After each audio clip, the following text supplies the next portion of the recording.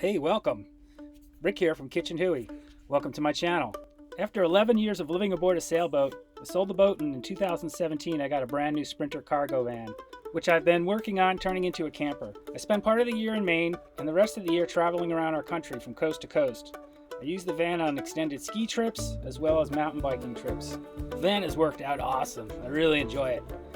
And I've really enjoyed cooking in the van. I've been making lots of meals and it's been a great setup. So I want to share these adventures and my cooking with you. So come on along and join me as we explore our amazing country and enjoy some great meals.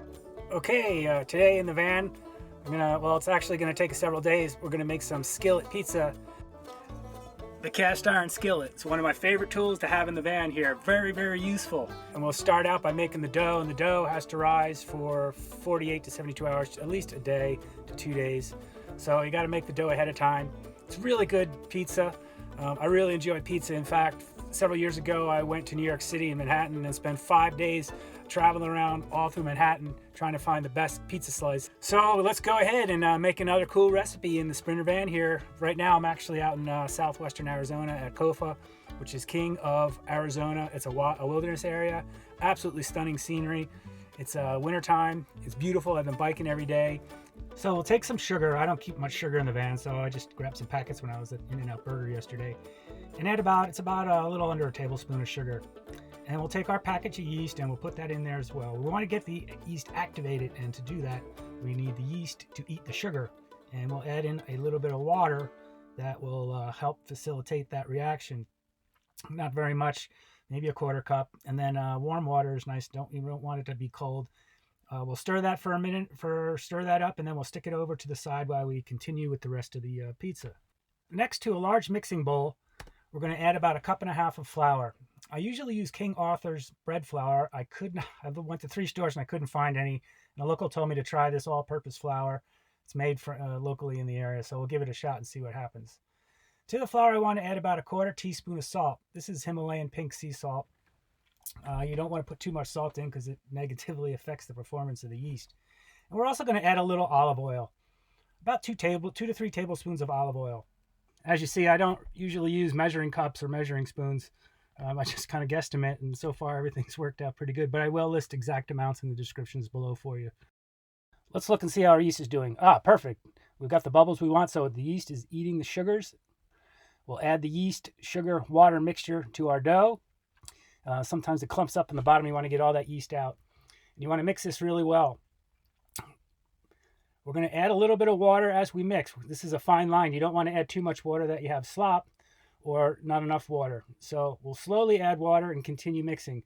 If you blow it and you add too much water, it's no big deal. You can just add some more flour and you'll be fine. But you want it pretty sticky. You want the dough sticky. You don't want it super dry. You want to mix it really well. You can see the consistency. Looks like I need to add a little bit more water here. Not much. You don't want to overdo it, as I said. If you do overdo it, like I said before, you can just add a little bit more flour. So we'll add just a little bit of water, and this is probably going to be about the last water. The water to dough or to water to flour ratio always seems to be about 1/3 water to 2/3 flour. Okay, you can see how it's starting to stick to the sides of the bowl and form loosely on the bottom. This is it. This is the magic. That's what we want. The next step is I'll coat my hands with some flour to prevent the dough from sticking to my hands. We're pretty much finished with the spoon at this point. All the dough is going to be kneaded using our hands from this point forward. Continue kneading for several minutes until the dough forms a nice solid ball. It looks like now we can pull it out of the bowl and continue the kneading process on the board. You're going to want to smash the dough pretty well, fold it over itself several times for several minutes. Now you can see how the dough is not really, kind of is sticking to the board, but not really. That's the consistency you want.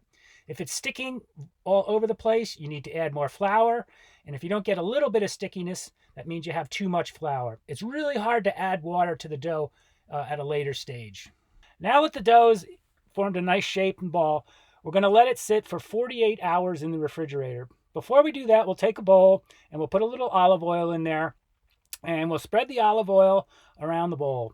The purpose of the olive oil is for 2 things. 1, to prevent the dough from sticking to the bowl, and 2, to prevent the dough itself from drying out. So I'll coat it, flip it over, coat the olive oil all around the dough. Now it's ready for the refrigerator. I don't have any saran wrap, so in a pinch I used a single-use plastic bag to cover the dough with. We're going to stick the dough in the refrigerator for 24 to 48 hours for a cold rise. All the ingredients are listed down below. If you like this so far, hit like, and please help me out and subscribe.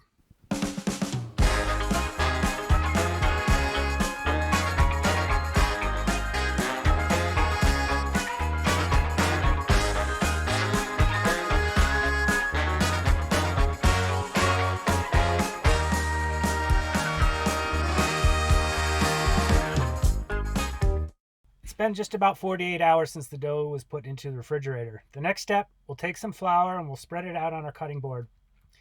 Take the dough out of the refrigerator, and as you'll see, it's about doubled in size. Nice and airy, perfect, exactly what we want. A little bit sticky. So I'm going to take the dough, and at this point, I want to be somewhat careful with it. I don't want to roll it or pound it or anything because the gluten protein is autolyzed. I won't go into what that is, but it's kind of a fancy word for polymerization with the gluten. But anyway, we don't want to pound it or work the dough too hard because it'll kind of ruin our gluten. I'll carefully coat each side with some flour so it doesn't stick to the board. And I'll slowly press and work the dough out evenly so it's roughly the shape of the cast iron skillet that we'll be cooking it in. And I'm going to carefully do this and have it pretty uniform throughout. If I was making a pizza on a pizza stone with a definitive crust edge, I'd go bigger than the pizza stone because when I roll the crust, I lose some of the diameter. But this we're not going to have a quote-unquote crust. This is going to be a side-to-side pizza dish with the caramelized tomato sauce really making it the edges really nice. Once we have the size that we want and it's looking good, I'll make sure there's a nice layer of flour on each side, and then I'll put it in a warm place for an hour and we'll move on to the tomato sauce. For the sauce, we'll start with some garlic.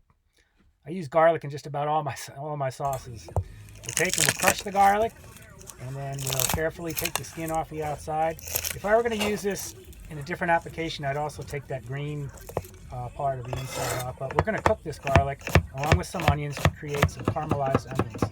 We want the garlic chopped up really fine.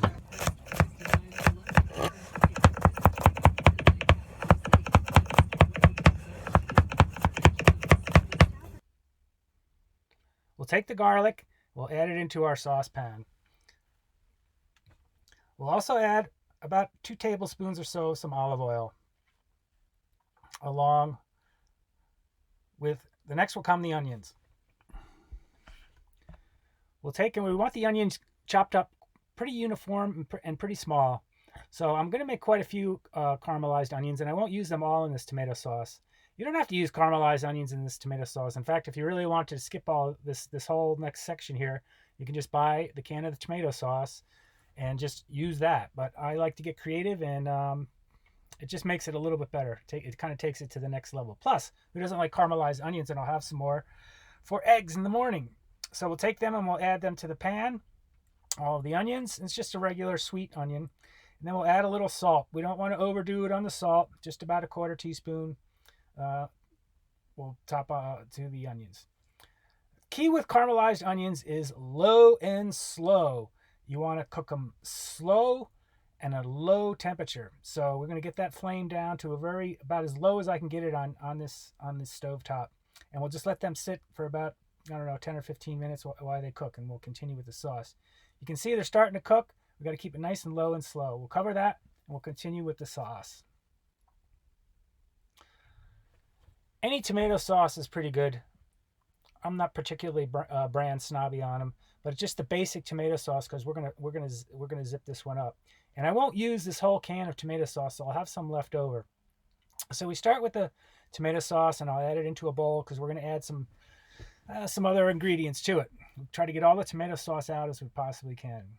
The first ingredient I'm going to add is about maybe a tablespoon or so of olive oil. And I'll just throw this into the can to get the little bit of the tomato sauce that's left in the bottom of the can out. So we'll take that, we'll stir it around, and we'll add that to our beginnings of our pizza tomato sauce. Next, I'll add some balsamic vinegar. I don't have a bottle of balsamic vinegar. That's a long story, but I spilt it all over, and I happened to grab some from Subway the other day, so we'll add a little bit of balsamic vinegar. Maybe about a teaspoon. Don't overdo it. Balsamic vinegar can be pretty strong. We'll add some basil. I like to add maybe about a tablespoon of basil. If you have fresh basil, the better. I looked in 3 different stores again to get some fresh basil. No luck. Same with whole oregano. No fresh whole oregano, so we'll use dried. That's all right. about a tablespoon of dried oregano. Okay, a couple other things that I like to add, but you don't necessarily have to, is black pepper. Go lightly on the black pepper, it can be overwhelming, so maybe about 1/8 of a teaspoon. Liquid smoke I use in a lot of different things. You got to be really careful with this. 1 drop. You don't want to add more than 1 drop or you overpower the sauce. And I'll also add a little bit of salt. Some people add sugar to their sauce. The tomato sauce already has, I feel, enough kind of sugars in it that I don't like to add any more sugars. And a little bit of white pepper. Again, white pepper can be overwhelming, so even less than 1/8 of a teaspoon of white pepper. Okay, now it looks like our caramelized onions are done. Maybe a little overdone. I'm trying to rush this thing because sunset's coming and I want to have this pizza going before sunset. I'll take the caramelized onions and I'll dump them into the sauce. Like I said, I won't use them all. We'll slowly mix the sauce around. I usually don't cook my sauce before applying it to the top of the pizza. Okay, to assemble our pizza, we'll take our skillet and we'll put a generous amount of olive oil in there. We want to coat all sides of the skillet. Make sure we cover all of our surfaces. We're going to do something different with this skillet pizza in the fact that we're going to use spices, a spice layer on the bottom of the skillet. I'll start with some oregano. And we're going to coat the skillet with oregano. We don't want to go overboard here because we're going to use several different spices. And you don't want a clump anywhere because you can't really spread it out once it's there.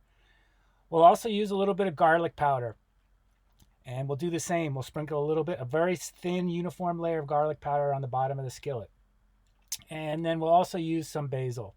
Again, we'll follow the same sequence, just a thin, uniform layer on the bottom of the skillet. Not really on the sides, but just on the bottom.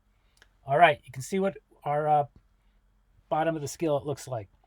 Next, we'll carefully take our pizza dough and we'll put it on the bottom into the skillet. You want to be careful with this and not work the pizza dough too much or you ruin the gluten. Spread it around all on the sides so it's about a uniform layer. For the toppings, I decided to go with some cherry tomatoes that I'll slice in half and put on top of the pizza. These are cherry plum tomatoes. They have a little bit more flavor than a regular cherry tomato. And they taste really good. We use about a half dozen. I'm also going to thinly slice some onions. I don't want to go overboard on the onions because we already put some caramelized onions in the sauce, but I do like onions on a pizza. So we'll slice them very thin. We'll add them. We'll be using them for the toppings. I found that fresh mozzarella such as this has too much moisture and it creates a soggy pizza.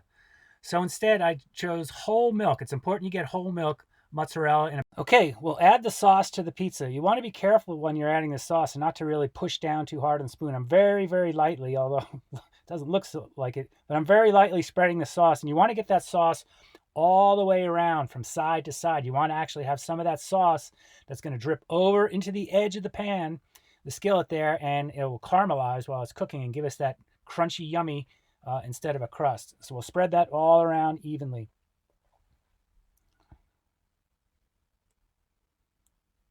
We'll fire up our stove, and I want to have this on a low heat, and I'll start cooking this. It takes a while for the cast iron skillet to heat up.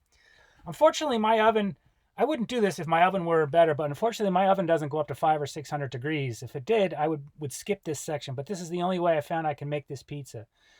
Next, I'll take that ½ pound of grated mozzarella cheese, and I'll spread it side to side, making sure some of it is touching all the edges, because again, we want that yummy, crunchy crust on the sides. So that's about a ½ pound of grated mozzarella. Again, it's not the fresh mozzarella, it's the whole milk mozzarella. It's a big difference. You don't want a soggy pizza.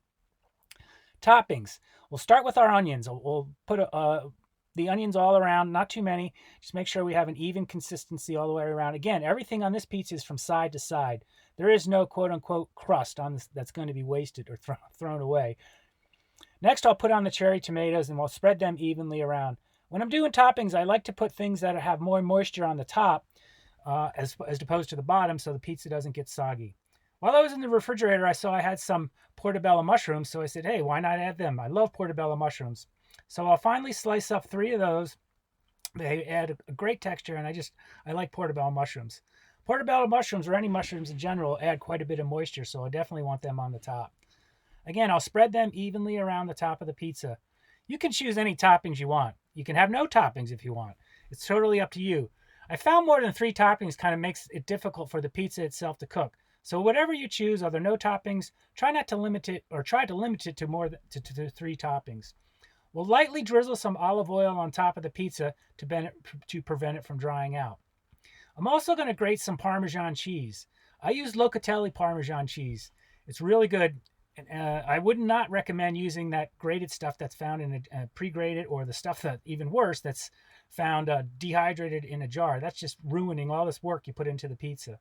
So again, we grate a little bit of that, maybe 2 tablespoons, and we'll spread that around the top of the pizza. To complete the pizza, I'm going to spice it up a little bit more. I'll start with a little bit of basil. We don't want to add too much because remember we put basil and these spices on the bottom of the crust, but we do want to put some on top, and it makes it look kind of nicer, a little more appetizing, and looks is a big part of the whole olfactory experience. I also add some oregano. Again, not too much. You can add thyme if you'd like, is good on this. Parsley is good on this. Whatever, Hampshire horn. And also add just a little bit of black pepper. And then this is pretty much it. I'll cover it and cook it on the stovetop for about 15 minutes on low heat. Okay, the pizza about 15 to 20 minutes at a high temperature. Next, I'm going to take a butter knife and just run it along the edge to break the edge from the skillet there. In my opinion, that's the best part, that golden goodness along the edge of the caramelized onions and cheese. And I'll transfer it to my cutting board, and I'll let it sit for about, 5 minutes or so, but to let it sit a little bit before I cut it. And I'll cut it into 6 slices with my pizza cutter. Look at that goodness. Look at that. That's just incredible. The crust is done perfectly. It's not burnt. That's caramelized edging. That is what we're after. Delicious. Look at how it's golden and cooked all the way through. Here's the real test. Will it stand up? That's not a soggy pizza. That's the real deal. Let's give it a bite.